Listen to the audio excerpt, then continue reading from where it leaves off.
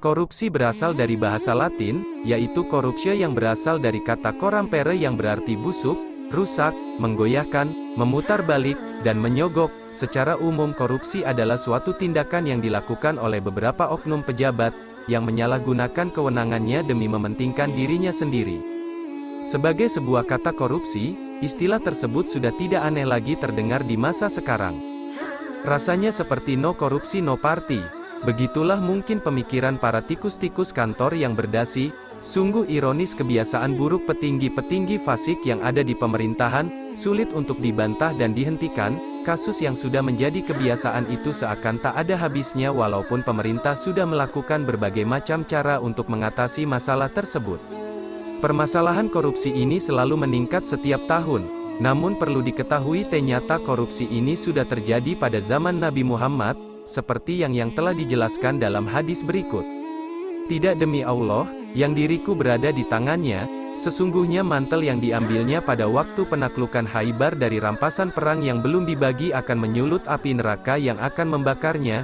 Ketika orang-orang mendengar pernyataan Rasulullah SAW, itu ada seorang lelaki datang kepada Rasulullah, membawa seutas tali sepatu atau 2 utas tali sepatu. Ketika itu, Nabi mengatakan, seutas tali sepatu sekalipun akan menjadi api neraka. Hadis riwayat Abu Dawud. Dari penjelasan hadis di atas, dapat disimpulkan bahwa pada zaman Nabi Muhammad, seseorang yang mengambil sebuah mantel dari rampasan perang saja sudah dianggap sebagai korupsi dan Nabi pun bersabda, orang yang mengambil mantel tersebut pasti akan masuk neraka. Bukan hanya itu saja.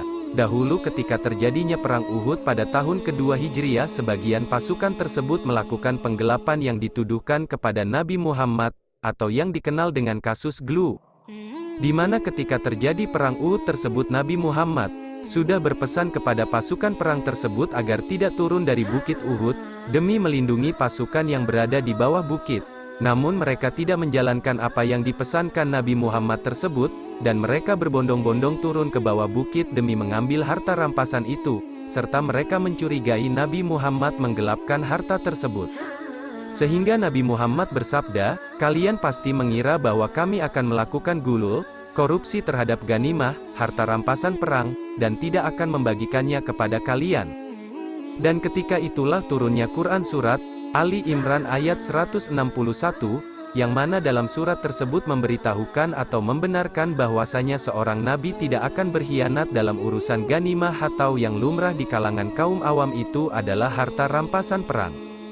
Dan dalam ayat tersebut juga sudah Allah tekankan kepada siapa saja yang berkhianat perihal rampasan perang, kelak pada hari kiamat ia akan didatangkan membawa kembali apa yang dikhianati ketika itu.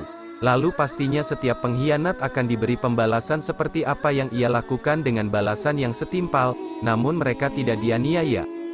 Dalam hal ini dijelaskan bahwa betapa beratnya hukuman bagi pelaku korupsi, dan hal ini tidak akan mungkin terjadi pada seorang nabi yang hatinya telah dibersihkan oleh Allah, karena sejatinya orang yang melakukan korupsi, gulul, hanya orang yang hatinya telah terkunci dengan kejahatan dan jauh dari Allah.